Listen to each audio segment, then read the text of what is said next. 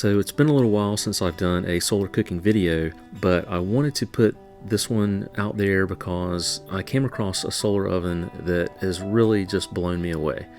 For the past couple of years, I've actually been going over schematics and looking at drawings, at videos, on forum posts. Anywhere and everywhere I can find information on designing different types of solar cookers, especially the box type cookers.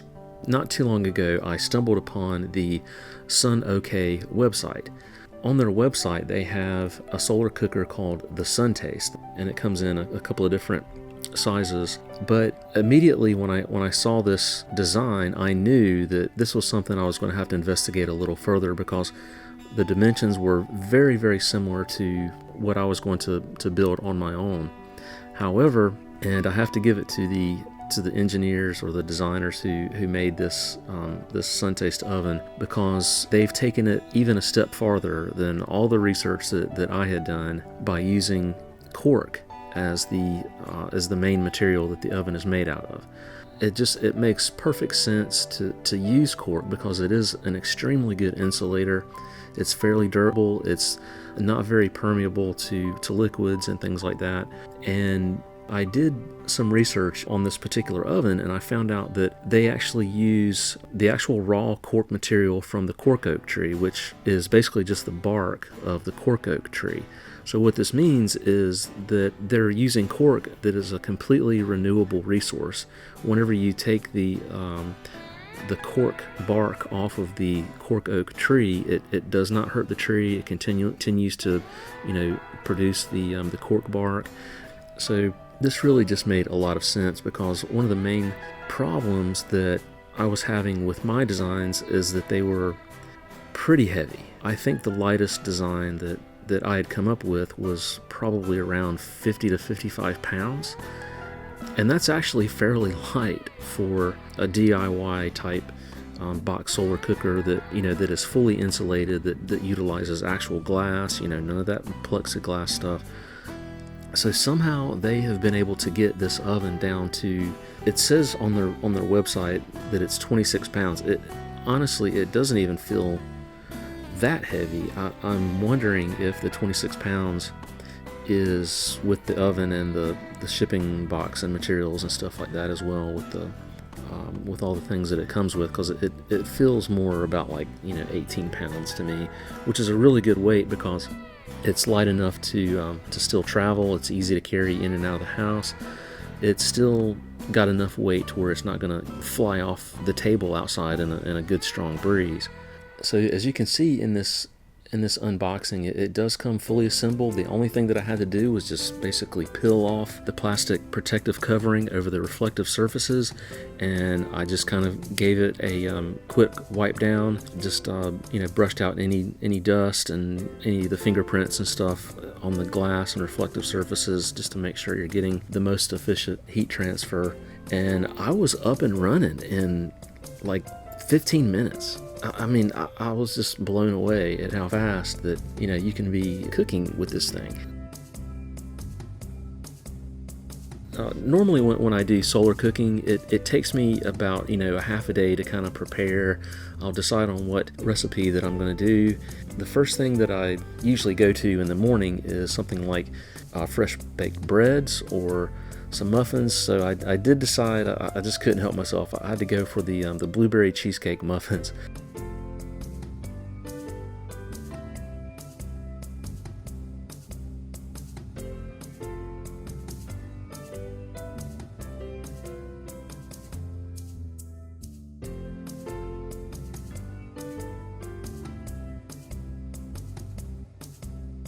So anyway, I picked up the large version that they sell, which is said to basically cook enough food in one setting to feed 5 or 6 people. The amount of food that you can prepare in this is really, really amazing. To be perfectly honest, I really don't like unboxing videos, but I did want to do this just simply to show you, what comes with the oven, and that it is actually delivered completely assembled. That was the first surprise that I got when I received this, because I fully expected to have to at least put some modular parts together, maybe lay the glass in, even, just the absorber plate in the oven, whatever it might be. But this thing came completely assembled. Not only that, it actually comes with a really nice roasting pan and a sauce pot.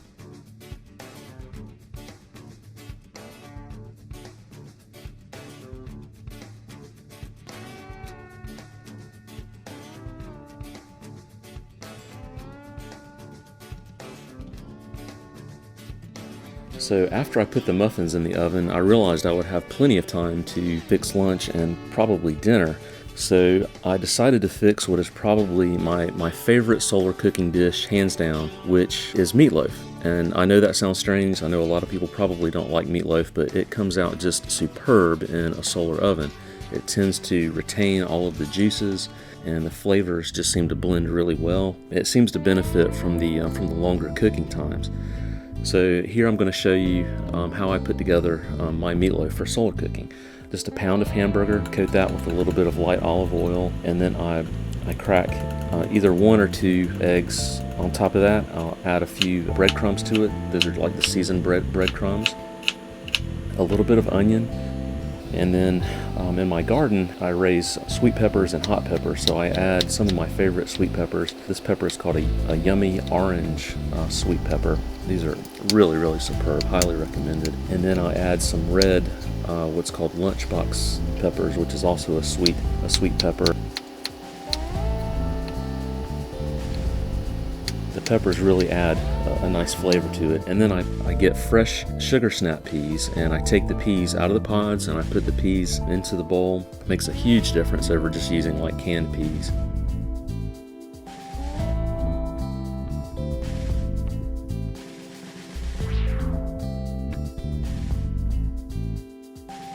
Every now and then I would check on the muffins, and this was probably the point I should have taken the muffins out. They were already done, and I thought, well, I'll just leave them in just a little bit longer, while I'm finishing up the meatloaf. That was my mistake. I should have went ahead and taken them out. But anyway, so I add a little bit of milk to the mixture, and I fold that in, just kind of a few more breadcrumbs there, and then a little bit of Worcestershire sauce.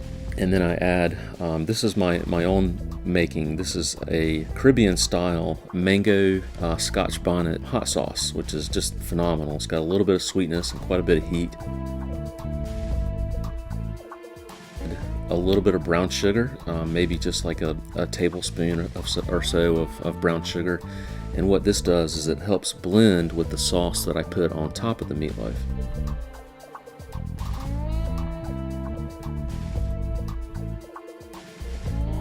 I'll dice up a few small tomatoes and add that to the bowl.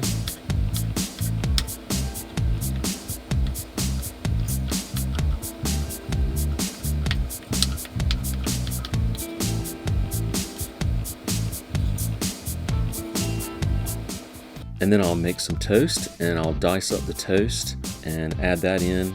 Add that as like extra breadcrumbs, and this just helps add to the volume of the meatloaf. It's more of a texture thing.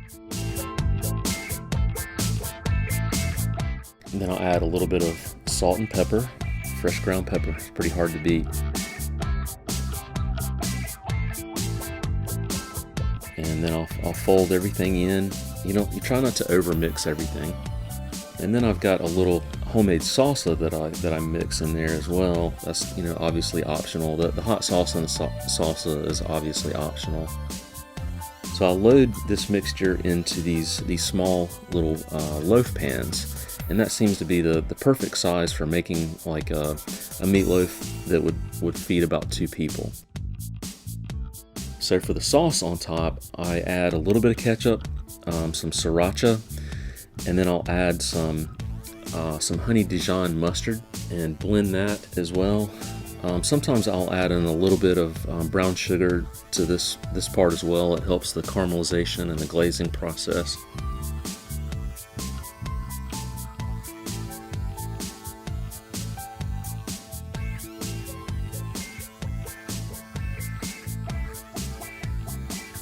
I'll put the meatloaf in the solar oven, let it cook and let it brown. and I like to let it brown before I add the sauce on top. So here I'm taking out the muffins, and yeah, I got them a little bit overdone. So I put in the meatloaf, and I actually had a thermometer inside. The temperatures didn't seem to be right, and I noticed I moved the thermometer a couple of times and it changed the temperature drastically. So I think what was happening is I was getting some sun reflection spots onto the thermometer sensor itself, and it was making the readings go way up. It's my estimation that this particular day I was getting anywhere between like 225 to maybe 235 degrees, which is actually the range that I look for to cook most of my foods. Now if it's like a stew or something that I really want to do like a slow cooker process, you know, just barely over 200 I think is really optimal. That way you can let it cook for 4 or 5, maybe 6 hours, and it really benefits, the taste benefits from that slow cooking process.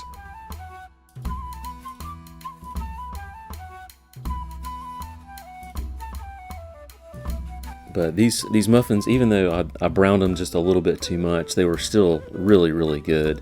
Especially when you melt that butter into it like that. I really, really like it like that.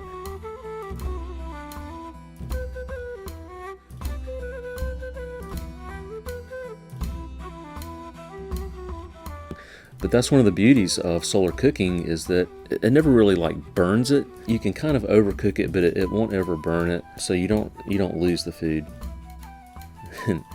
This is my dog Thea. She's always around me whenever I'm cooking. She knows she's gonna get a little bite of something that I'm cooking, so she's ever present. So all I would have to do is just go out and just rotate the oven a little bit, you know, just kind of adjust it according to the sun angle. If I wanted to reduce the temperature a little bit, you know, you just don't rotate it, and that way you can provide more of a slow cooking process that's not going to get too hot. It's gonna be good. I can already taste it. This is probably one of my favorite meals. So this is gonna be a real treat tonight.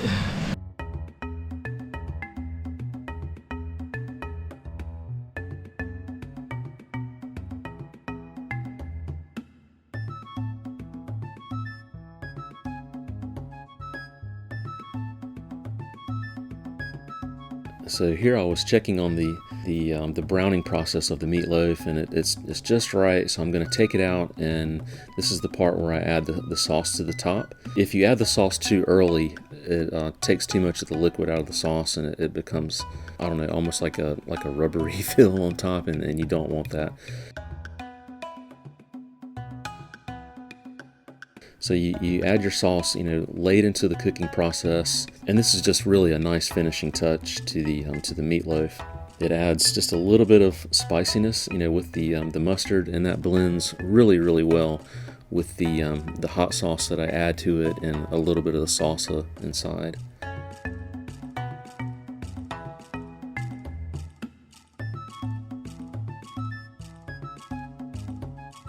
Now, of course, you don't have to add, you know, hot peppers or, you know, hot sauce to the meatloaf. This is just my preference.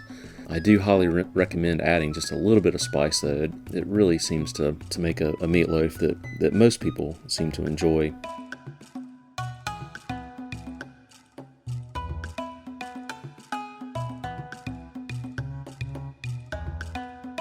Then I decided to go ahead and roast some vegetables as a side dish, and so I'll just put in some squash and some little cherry tomatoes, like 3 different types of cherry tomatoes, 3 different types of sweet peppers, I think a chipotle pepper, and some sugar snap peas.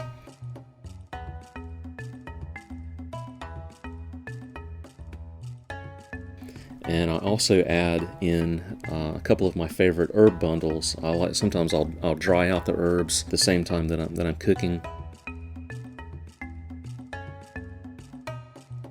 I also put in a chocolate habanero and a regular habanero pepper.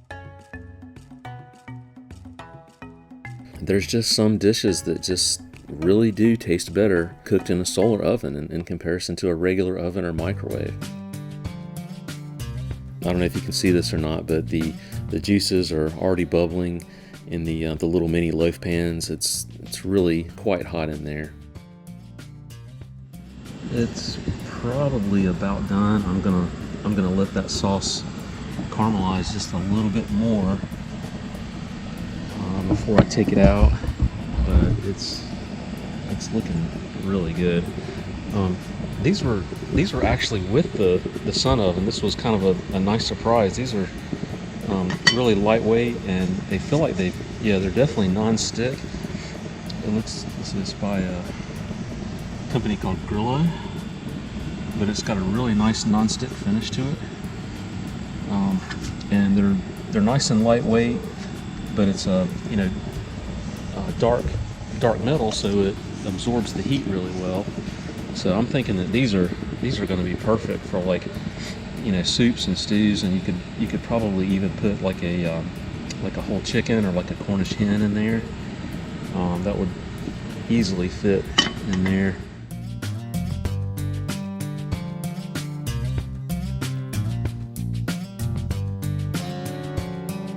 So I highly recommend trying this meatloaf and definitely the roasted vegetables like this in a solar oven.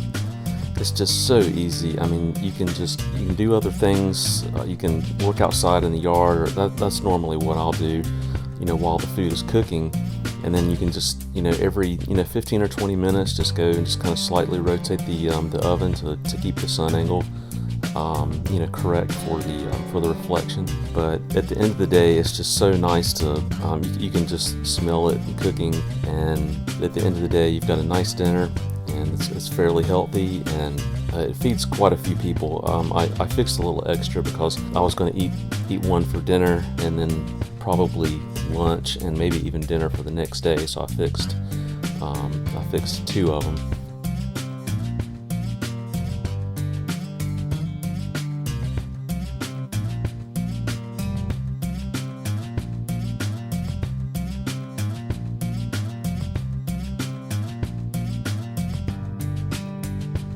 But it is a wonderful oven. I highly recommend it, and so I might actually try to buy the small version to go in my little RV camper. I think it would be perfect for on the road, just cooking for myself and maybe one other person. And so there you have it. That's my favorite meal to cook in the solar oven. And of course, this is the ultimate test, the taste test.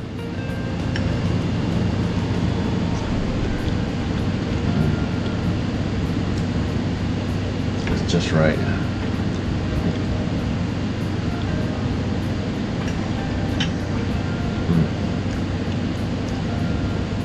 A little roasted tomato. Let's try that again. A little roasted tomato. It's so good.